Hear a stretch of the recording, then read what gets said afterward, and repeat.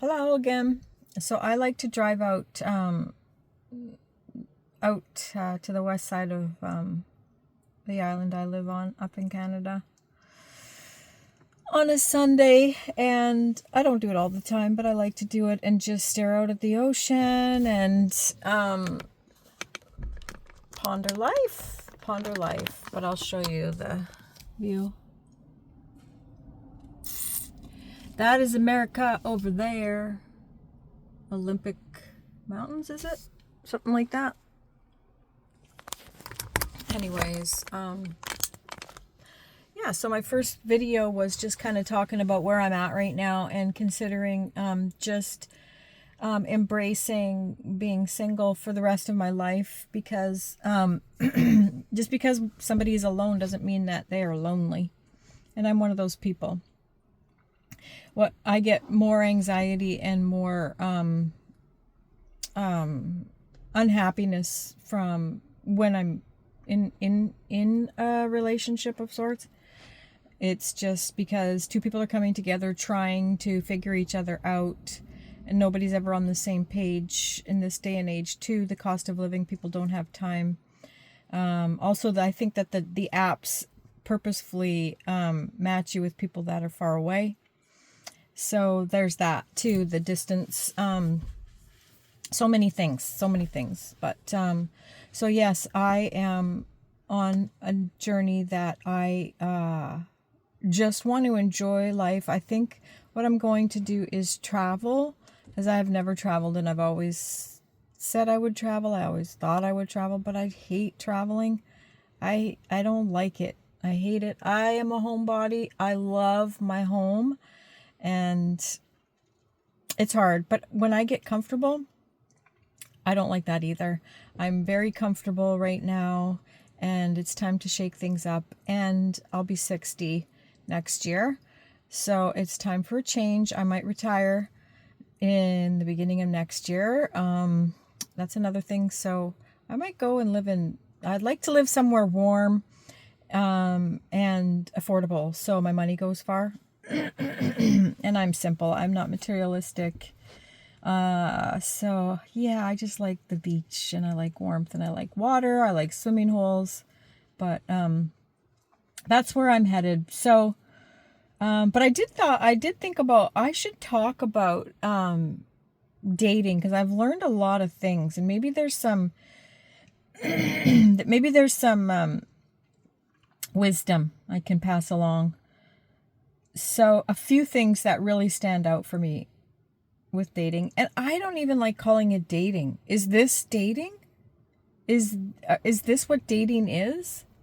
Like, it's so stupid. I thought dating was, you meet somebody, you go on a number of dates, and then you see if you like each other. Now what you do is you meet, you go for a walk. If there's no chemistry, you leave. You don't even try. And even finding somebody to go on a walk with is impossible. And they end up not looking like their photos, and they're 20 years younger than they say they are. And oh, it's a disaster.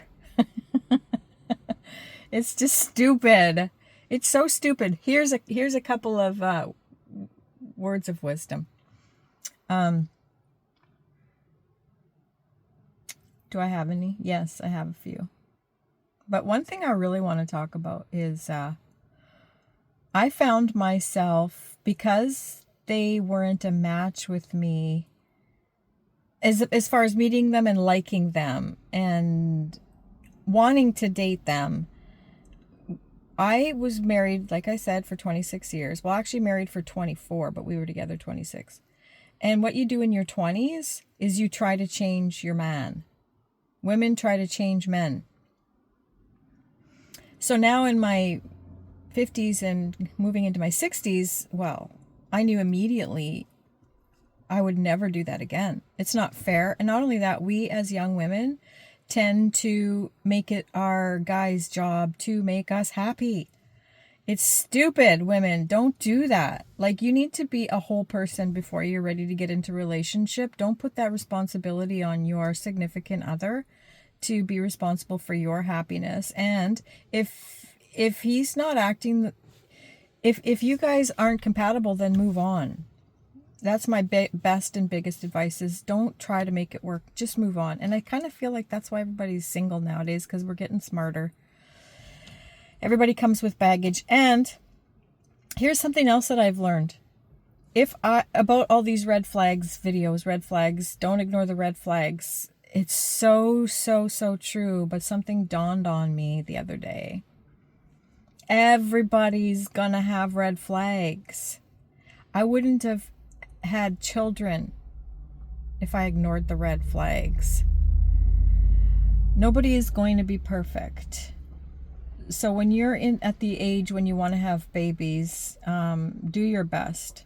Do your best to find somebody that you align on with, like how to raise kids, that you have the chemistry, you're falling in love, you know the basics, but don't try to change them. And in your older years, you move on quickly. Like, if this isn't compatible, I'm out. It's just, and I used to think, I used to get like upset, like almost try to demonize that other guy, the guy that we're not a match, because that's kind of instinctual too, to make them out to be the bad guy because we don't match. And I continually reminded myself that we're just not a match. He's in a different place in his life. He's got different priorities and values and morals, and we just don't match. He's a good guy. I like to believe too, that's the contradiction, because I always believe that everybody is good. Everybody is good. Like, seriously, are there very many like bad people out there that are intentionally bad? I don't think so. But this could be another of my downfalls. So the other thing I wanted to say, some words of wisdom, quote unquote, is about when you meet somebody and you have chemistry. It's something I had in the past. I know what's happening in my brain. I'm very, very aware what's happening in my brain. And there's all these chemicals, dopamine and oxytocin, that are making me think I am falling in love. And that is not what's not what's happening. And women need to know that that doesn't happen to men. Men don't bond the same way as women. I watched a doctor talking about this, and there's a chemical that's released with men. It starts with a V, as in Victor. And I can't remember the name of this chemical that is released by men when they start to bond. And what makes them bond is working toward a goal with a woman. Stuff like that. It's so different. Like, men, we release oxytocin, after intimacy with men and spending time with men, and then we're instinctually wanting to bond and nest. Like, that's primal. And ladies, like, for me anyways, that's primal. Even though I'm past the years of having babies, it's still there. So if I have a friends with benefits situation, which is all I've ever had, well, 2. I've had 2. I'm on my 2nd, and that's the one that I'm trying to wean myself off of. When we met, I said, no, I'm not getting involved, but he was persistent, and then I decided to play with fire, and here I am. But I always end things with him. He just keeps convincing me not to. But it's hard.